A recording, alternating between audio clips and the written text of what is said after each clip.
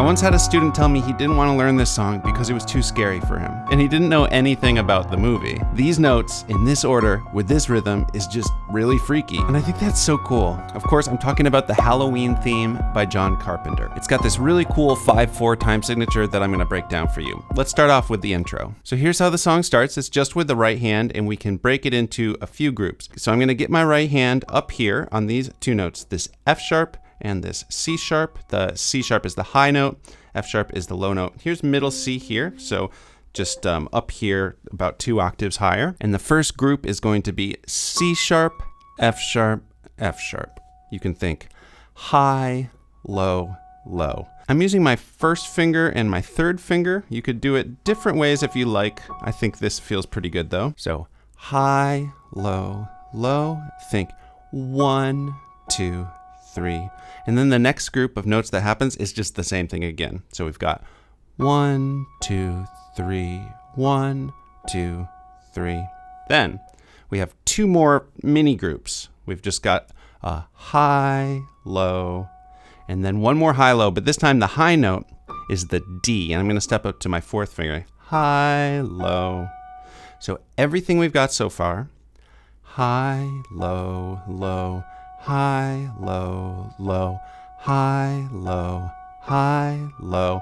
I think since the rhythm of this is so unusual, it really helps to count the groups and think 1, 2, 3, 1, 2, 3, 1, 2, 1, 2, and then it immediately repeats back 1, 2, 3.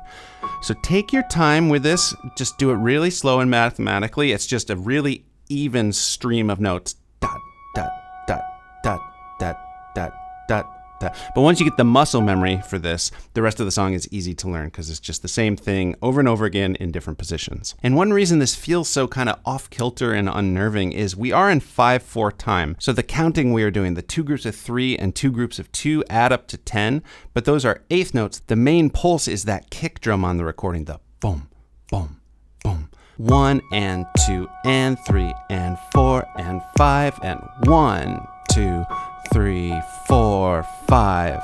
Really cool stuff. And I have a couple more tips for playing this before we move on to the next sections. First off, sustain pedal is key here. It is so much creepier with that sustain pedal down, making everything kind of ring together in that eerie way. Also, accenting the high notes, loud, soft, soft, loud, soft, soft, loud, soft, loud, soft, that goes a long way as well. And the whole intro is this pattern 7 times. After the intro, we have what I'll call part 1. Part 1 starts with 2 more measures of this pattern, 2 more passes through this pattern. And then again. Then what happens is we move the whole pattern just down a half step and do the exact same thing on C, F, F, C, F, F, C, F, C sharp, F. So again, it's the same thing, high, low, low, high, low, low, high, low, high, low, and it does that twice. So 2 times up here, then 2 times down here. Right at the start of the section though is where the left hand is gonna start chiming in. It's gonna sound like this.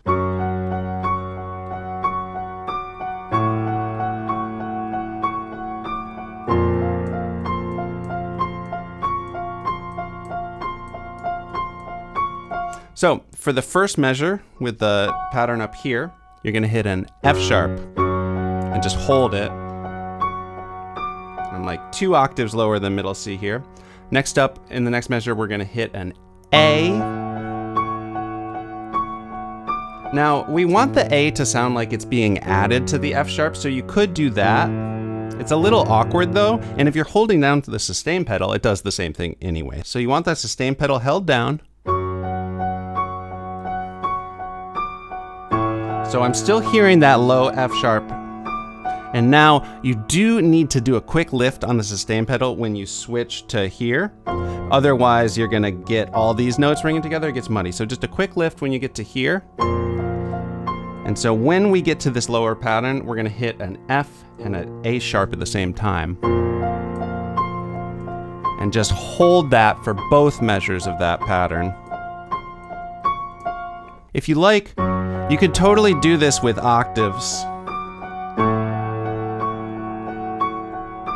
And then when you go to this, you can do these two notes and then do the octave F up here. I'm gonna save the octaves though for the third section. So one more time, here's part 1.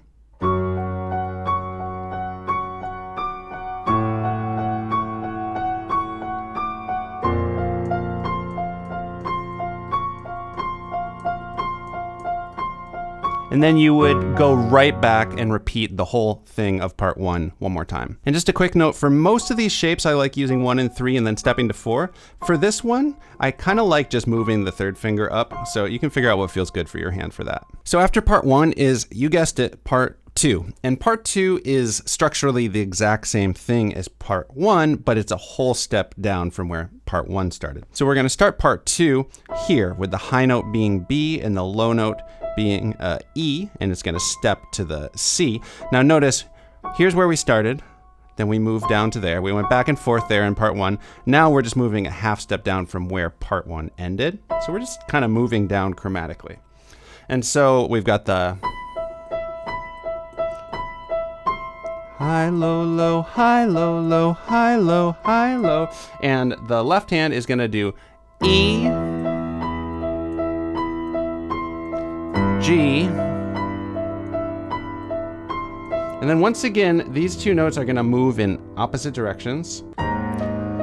So we've got a D sharp and a G sharp there. And just like part 1, it just repeats around again. Remember to do a little lift on the sustain pedal there. And again, you could do octaves here, and then you would want to do like that. Moving on to part 3, which is the last of these main sections. From where we were, we're going to move a little bit further, about a 4th jump down, and the notes are going to be high is F sharp, low is B, and of course the other high is G there. And this time, the section is going to last as long as the others, but it's just going to be this the whole time. We're not going to step down. So F sharp, B, B, F sharp, B, B, F sharp, B, G, B, and it's going to do that 4 times. This time I am, right off the bat, I'm just gonna definitely do the octaves here. This is the most powerful and climactic part. And just for each measure, we're gonna do a different left hand note or octave. So for the first measure, it's gonna be B. Then you're gonna go up to D. Up to E. Up to F sharp. Then that whole thing repeats again. 2, 3, 1, 2, 3, 1, 2, 1, 2, 1, 2, 3.